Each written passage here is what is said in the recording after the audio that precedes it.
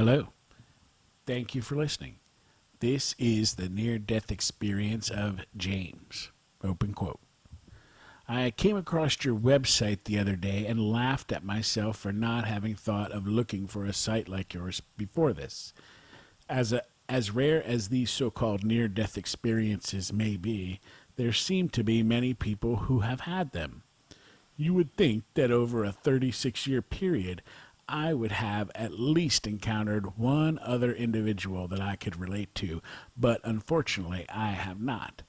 Perhaps if you accept my account and publish it on your site, I will finally have the opportunity to talk to some of these other people. I have wanted to communicate the things I have understood for a very long time and have related my experiences to many people, but it has become obvious that it's something that many people simply cannot relate to completely.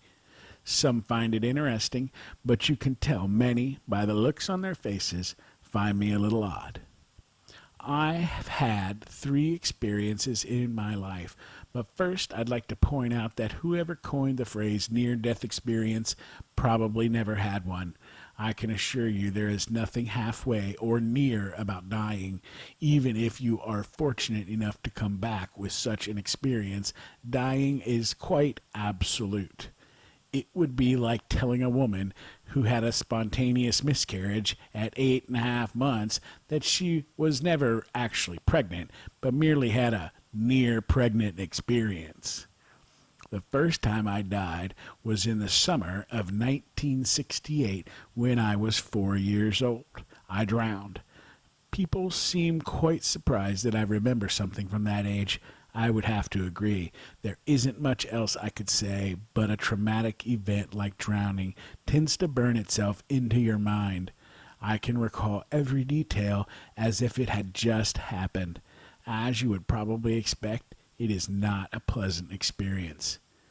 As soon as I had difficulty reaching the surface to get a breath, I panicked, and as soon as I failed to reach the surface at all, that panic escalated almost instantaneously to absolute terror. Simply being aware that I could not take a breath, I held off doing so for as long as possible, but the pain I felt shot up so fast, like fire going from blue to yellow to white. It became white hot so quickly that I couldn't distinguish whether it was white hot, white cold, or simply white.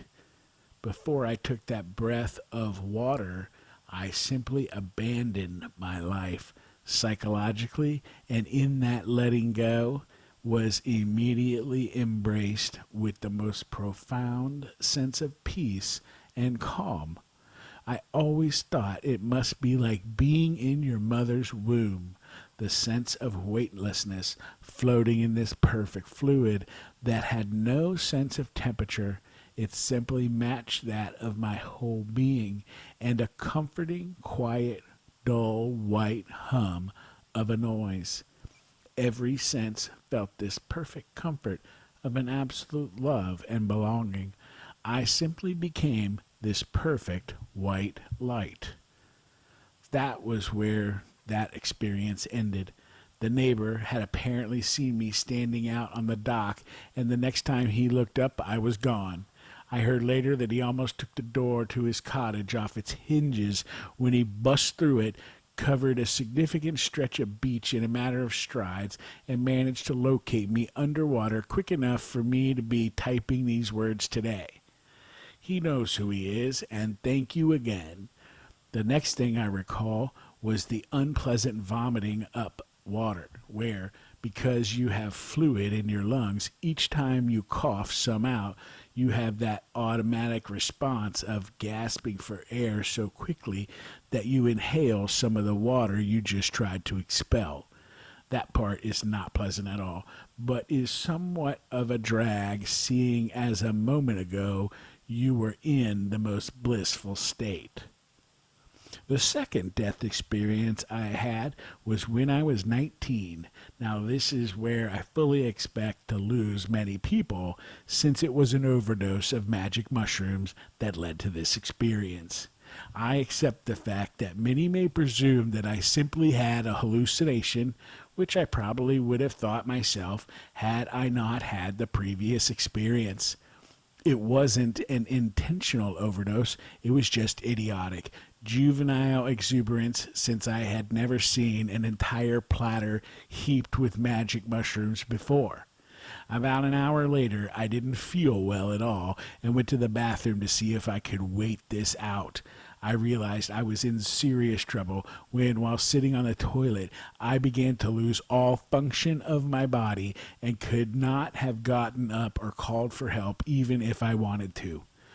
All of a sudden, I was on the ceiling looking back at my body. I didn't spend much time even contemplating this because I was no longer in that body that wasn't me.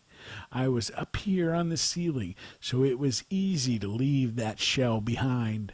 I turned away from my body and simply went through the ceiling quickly, flew above the city, and was immediately hurling through space. I remember at the very beginning passing planets in our solar system like Saturn and Jupiter and thinking it odd that I could see such vivid detail. Years later, I was watching the news and they were announcing the discovery of other moons around one of the planets, and I had already seen what they were talking about. I seemed to have lots of time to observe what I was going by, but at the same time was aware I was going too fast to have time to do this. It just revealed that I wasn't in normal space/time.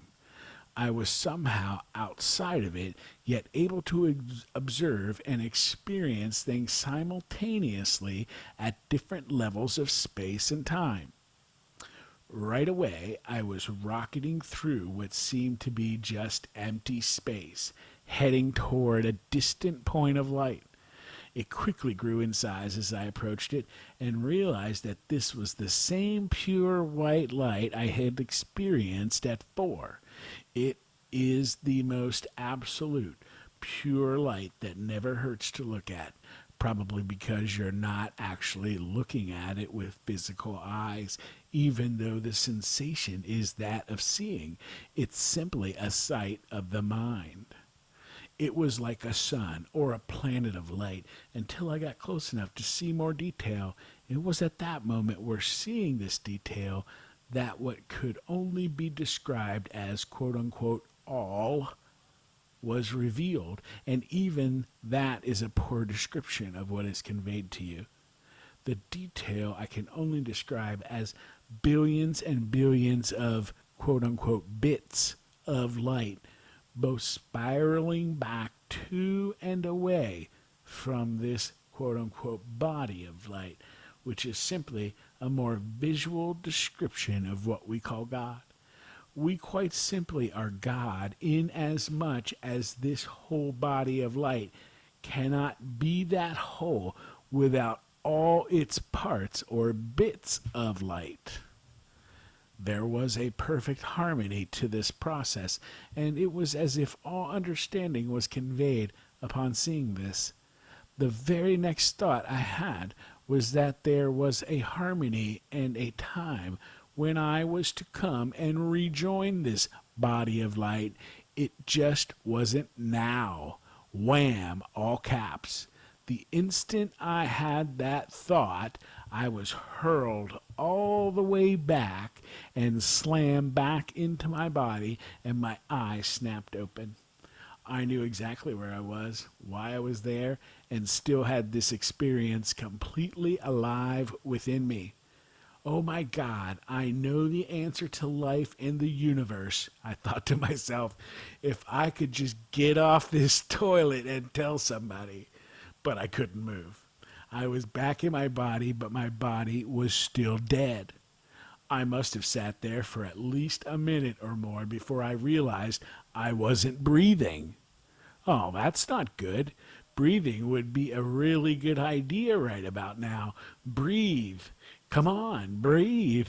I was starting to panic a bit and somehow gave myself some kind of mental shock, charged to 20, clear, whoomp. Just enough, it seemed, to allow me slam my body into the wall a couple of times to bang the life back into my limbs. I finally recovered enough after sitting there for another 20 minutes or so to get up and leave the bathroom stall. When I saw myself in the mirror, I still looked somewhat dead, in that my coloring was a real sickly gray and I was covered in sweat. It was then that I became quite physically conscious of the fact that my heart probably did stop, even if only for a minute or two. As I said, you step out of normal space and time so that even an experience that seemed to involve a great deal of time could actually occur in a fraction of a second. As I opened up the bathroom door, a rather jovial, quite wasted coworker of mine took one look at me and said, "Holy shit, you don't look too hot, man. You should probably go home, 'cause you're like gray, man." "Sounds like a plan," I managed to say, and realized that explaining life and the universe is going to have to wait. Now, the third experience happened just before Christmas of last year, 2003, and is still somewhat unfolding even now.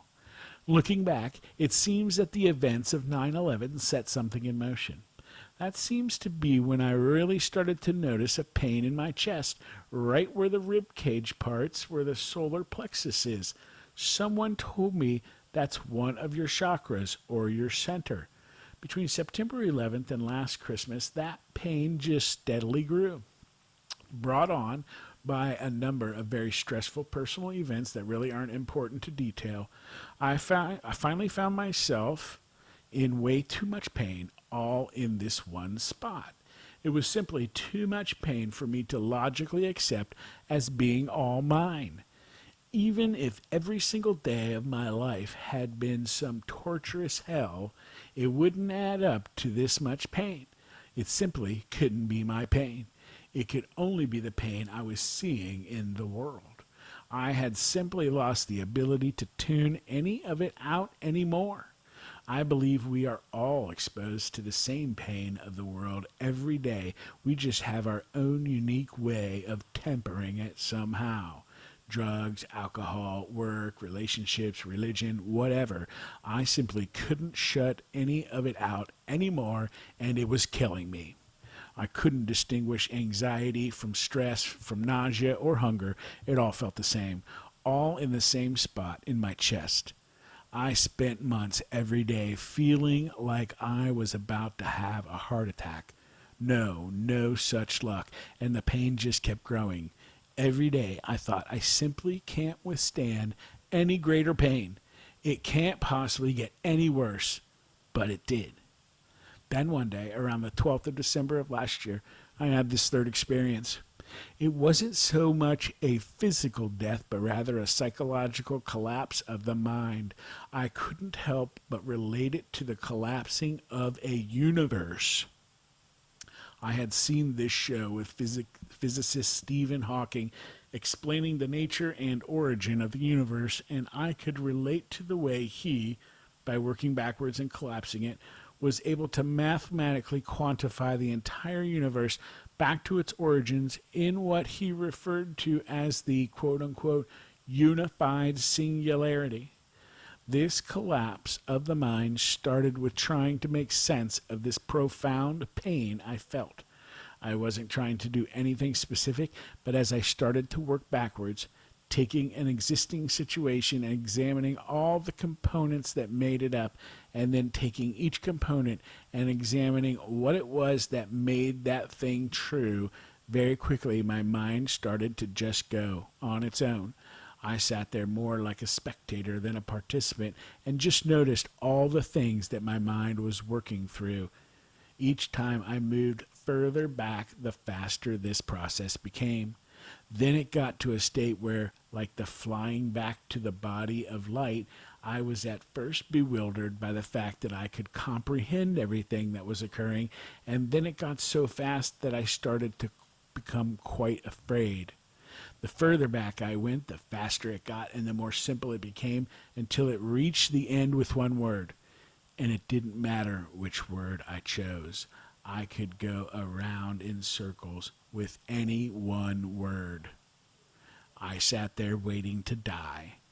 I was sure that my mind had just completely collapsed and that this must be what happens to someone right before they have a brain aneurysm or spontaneously combust the inside of my head, my brain, whatever was just buzzing. It felt like the back of my brain had just swollen to twice its size, and the back of my head had swollen as well. And I waited and waited and waited, but I didn't die. I really don't know how I felt about that.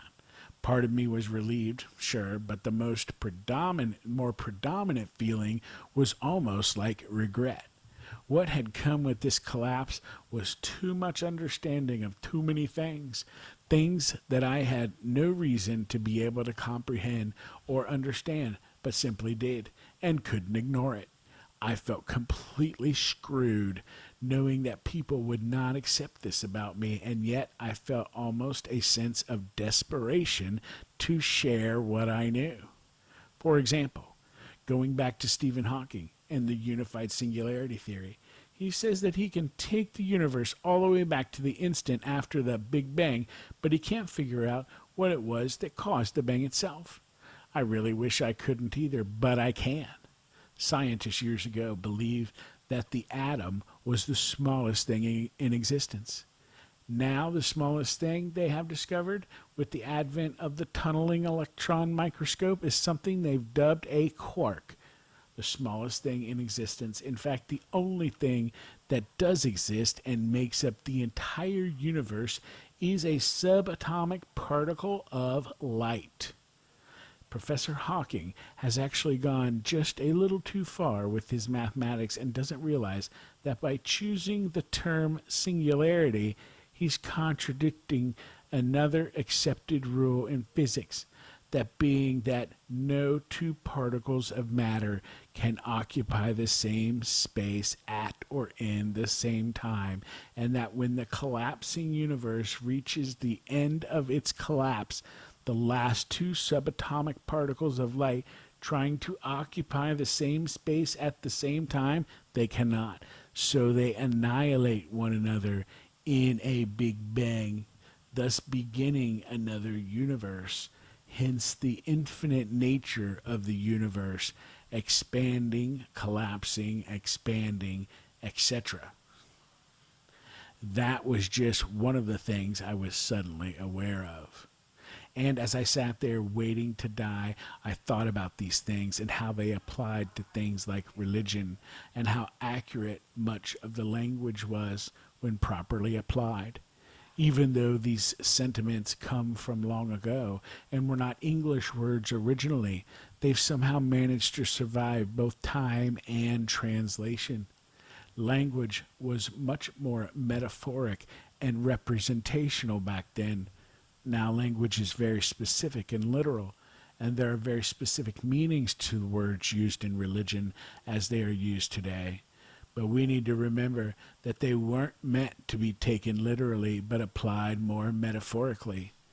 One way I saw this, sitting there running out of words, was with the simple and familiar phrase, I think, therefore I am. I think, therefore I am.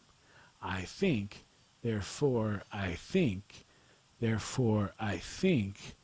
Therefore I think. I think, I think, I think, I think. And like the two remaining subatomic particles of light fighting, colliding with one another in a battle to occupy that space that would only allow one to remain like God in the beginning as the last two particles of light, simply self-aware and nothing more. I think. What do you think? I think, I think. And who's doing the thinking? I am. And who are you? The one who's thinking. And what is it you're thinking? That I am something that thinks. It's thinking. So are you a thought or a thing that thinks it's thinking? I don't know. I can't tell.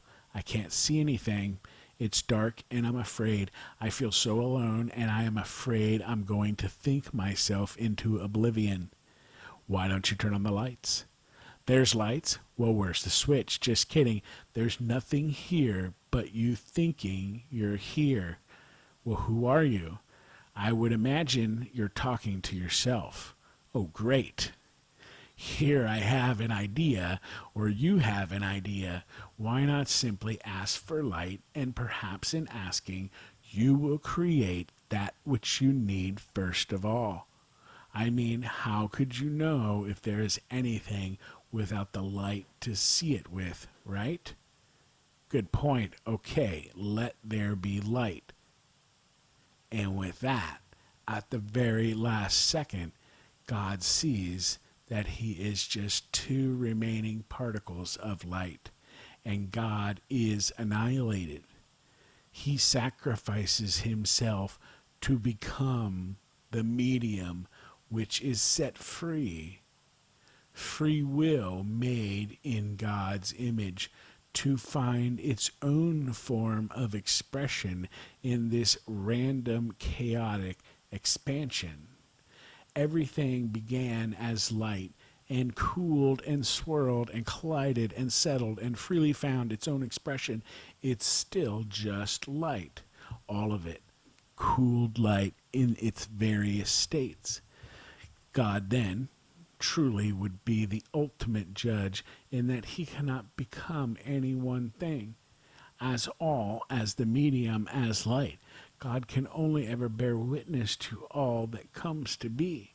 Everything that comes to be requires the light to reveal its existence, and that which becomes revealed or enlightened reveals the existence of the ever-present light, the Father and the Son.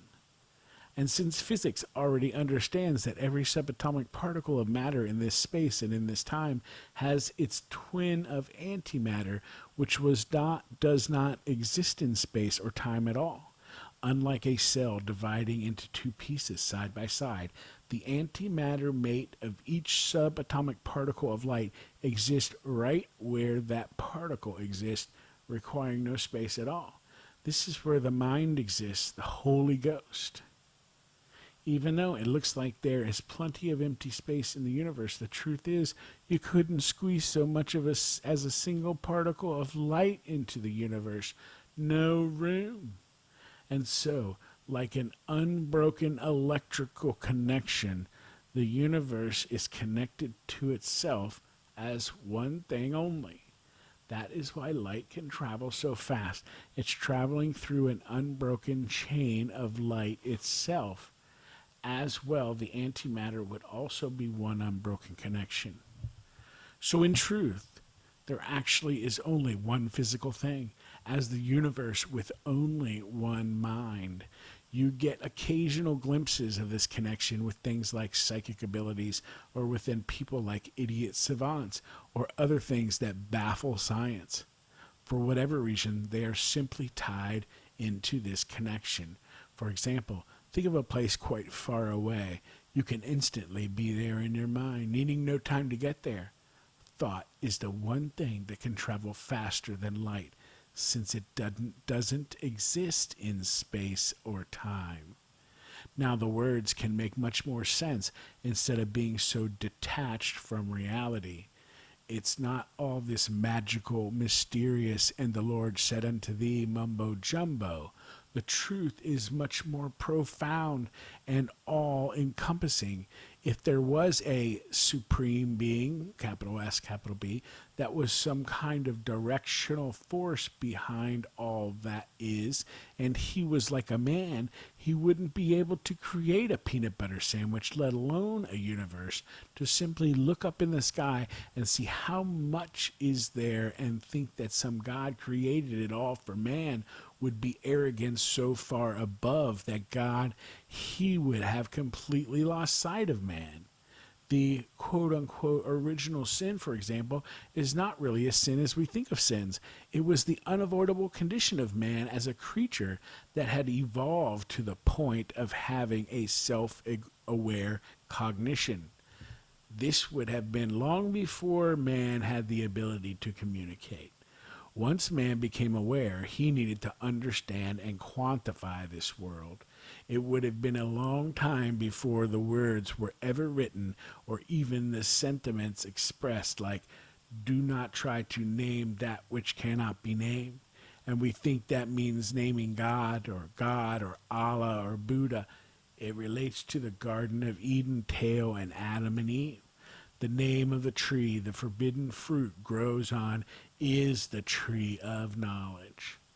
The sin of needing to name everything and understand everything in order not to fear it is simply an infinite, never ending process that has created our own hell and cast us out of Eden or separate us from nature and every other thing in existence that simply lives in this perfect harmony with nature.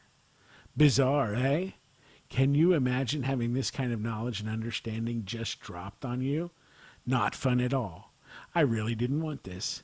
I'm just a simple man who barely got his grade 12. Well, guess what? I'm a carpenter and cabinet maker. Oh, the irony. I mean, I can't I can't have this information and not share it. And at the same time, I don't see this as being readily accepted by everyone, and yet it has a great potential, if accepted, to do something quite wonderful. The world is so full of pain and fear, and there's really nothing to be afraid of. It's like the whole planet is full of children who are afraid of the dark. I can relate. I was terrified of the dark as a child. The truth is, however, there is no such thing as evil. There is no such thing as sin. There is no such thing as hell, except for the hell we create ourselves in our fearful, ignorant minds. Don't be offended by the word ignorant. Look it up. It simply means lacking an understanding. I mean, relatively speaking, we humans lack an enormous amount of understanding about our planet, let alone the universe. Ever since that drowning experience at 4, I've looked at the world in somewhat a different way than most people. I've never sought to become more intelligent. I've sought to become less ignorant. It's a subtle difference that seems to have a significant effect. It's a great deal easier to lose or let go of something you already possess, ignorance, than it is to acquire something you do not, intelligence. I've always known that I can and do learn from everyone I meet, not just those who believe they are the ones who have something to teach me. Finally, there is no such thing as the dark. It's a physical impossibility. Yes, it does look dark out at night, but look at the moon. You see it because it is illuminated and in turn reveals the presence of light. There is only light, nothing more. Even you are simply light in your unique form. Only each individual can create darkness in their own mind with a fear born of ignorance that effectively turns one away from that light and creates the shadow or darkness the mind believes is there. Turn back toward the light and let yourself be revealed and become enlightened. There is a God-like beauty waiting to be illuminated, and there is a light waiting to bear witness to that beauty.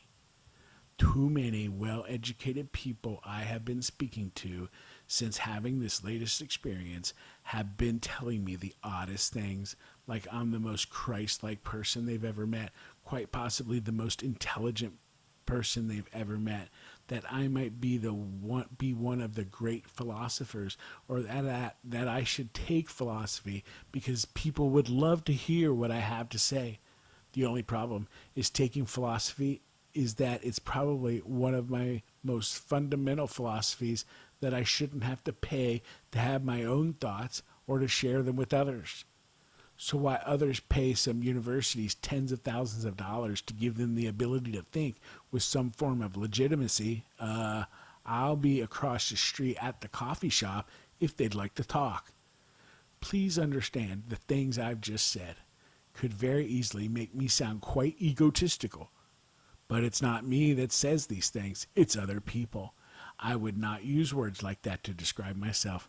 I prefer simple and ignorant. they're way more accurate. Life was never meant to be this much of a struggle. It's become a lot like trying to swim upstream against a really strong current. It's exhausting. Every stroke requires an enormous amount of energy, and after just about killing yourself trying to make some forward progress, you look at the shore and realize you haven't really gone anywhere at all. At best, you've managed to stay in the same spot, or more likely, you've actually lost ground.